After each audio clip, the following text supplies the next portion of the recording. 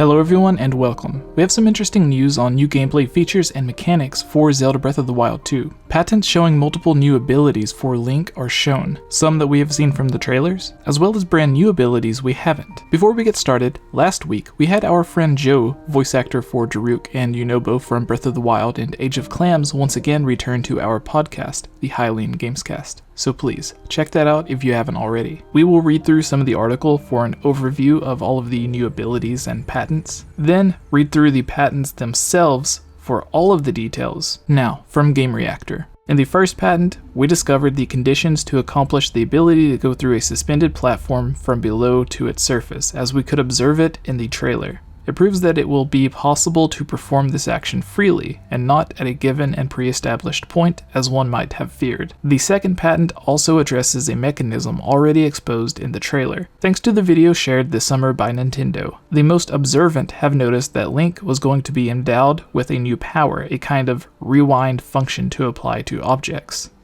Breaking off for a second, early this year or late last year, we were told about some sort of time control mechanic, but I personally didn't think it would go this route, and I wasn't sure whether to believe it or not, and actually included it in a list of leaks or rumors that we were told but didn't believe. Anyways, to continue, we see from this patent that the object goes back in time in a same way in reverse that in its last movement with a representation of the power by a gauge. We can easily imagine that tons of puzzles in a style loved by fans of the series will be based on this. Last but not least, this file reveals that the free falling will be much more developed than one might have expected. Not only will our character be able to take several positions, but also to shoot with his bow during it. More precisely, Link will have the possibility of falling backwards, but also diving. This aerial gymnastics is obviously inspired by the acrobatic performances of parachutists, and possibly to shoot with a bow, even while free falling, promises to deliver charismatic and exciting combats in the air.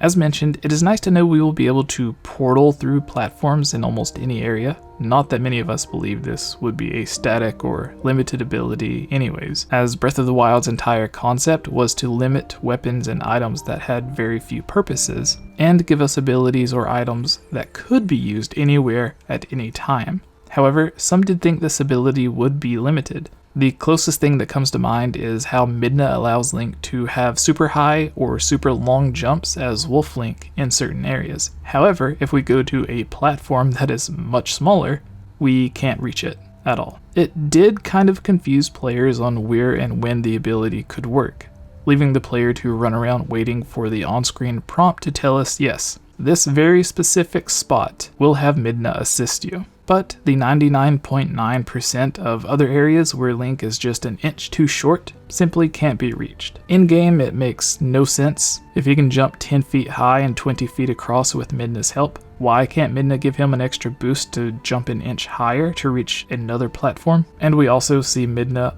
literally flying in the air and lifting objects thousands and thousands of pounds. In the other patents, instead of free falling like in the trailer, we will see Link having use of arrows and possibly other items, shooting, flying, crossing my fingers for the claw shot. Anyways, shooting flying enemies while falling through the clouds or jumping off an island to shoot a specific target that otherwise couldn't be reached, mixed with the idea of warping through certain platforms, will lead to some never before seen gameplay mechanics. Imagine a boss fight with Levias in Skyward Sword or Argarok in Twilight Princess, both of which take place high above the clouds, but making use of these new features. This makes me incredibly excited to see what else Nintendo may have waiting to show us. I would also love to hear all of your thoughts on these new abilities and details below. As awesome as all of these new features are, I think my favorite would be this new time travel mechanic. What kind of new puzzles, boss fights, or situations could you see this being applied to in Breath of the Wild 2?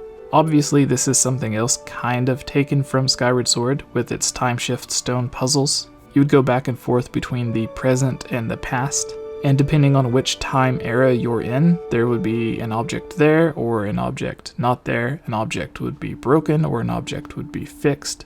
An enemy would be there or not there, but this time it's just rewinding. So I could imagine walking into a room, a gate falling down, and you realizing the object you need to go past that room or defeat the enemy in that room is on the other side of the gate that fell down when you entered. So then you have to reverse time to open the gate and pull the item through, and then you can run through and grab the item. Or if it's a boss fight, perhaps since Nintendo loves Zelda bosses with eyeballs, maybe its eye is covered. You reverse time so that the eyeball isn't covered, attack it, maybe it falls out, and now you can't attack it anymore because hitting the eyeball is what makes it open up its actual weak spot. So then you have to reverse time once again, so the eyeball is back in its head, attack it, it opens up its real weak spot once again, and you attack it. Or if you have to use a part of the enemy's body or its weapon to attack it, kind of like everyone's favorite boss from Skyward Sword, maybe after a few times that you attack it with that item, it burns it or throws it far away so you can't reach it. So then you have to reverse time so the item comes back or is unburnt, and then you can use it again to attack the boss. Or a very simple solution would be needing bombs to destroy a boss or an object, but you only have one bomb plant like in Ocarina of Time, and it just doesn't regrow, so you have to reverse time so that the bomb goes back to the bomb plant and you can use it again. Again, these are just very simple scenarios that I thought of on the spot, but I would love to hear some creative ideas that you may think of.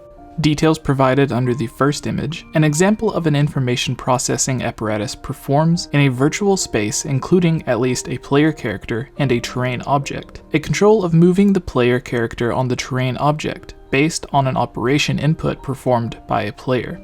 If it is at least satisfied that the terrain object serving as a ceiling is present above the player character, and that a destination on the terrain object at which the player character is placeable is present above the ceiling located above the player character, the information processing apparatus moves the player character to the destination based on an operation input performed by the player. Our next patent. In a special operation mode which receives an operation input for causing a player character that is falling to perform a special action including a shooting action of shooting a predetermined object. An example of an information processing apparatus changes the posture of the player character that is falling, according to a component regarding at least a pitch direction of the direction of a virtual camera based on a camera operation input.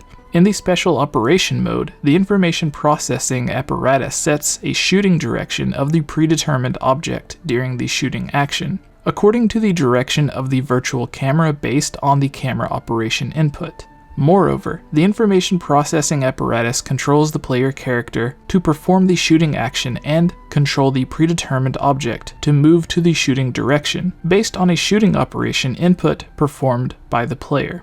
Third, movement-related parameters used in virtual physical calculation are changed such that a designated object selected based on an operation input is caused to perform return movement to return to previously recorded positions and orientations, sequentially, backward from the time of giving a start instruction based on the operation input. A state in a virtual space including a player character, the designated object, and other objects is updated based on the virtual physical calculation.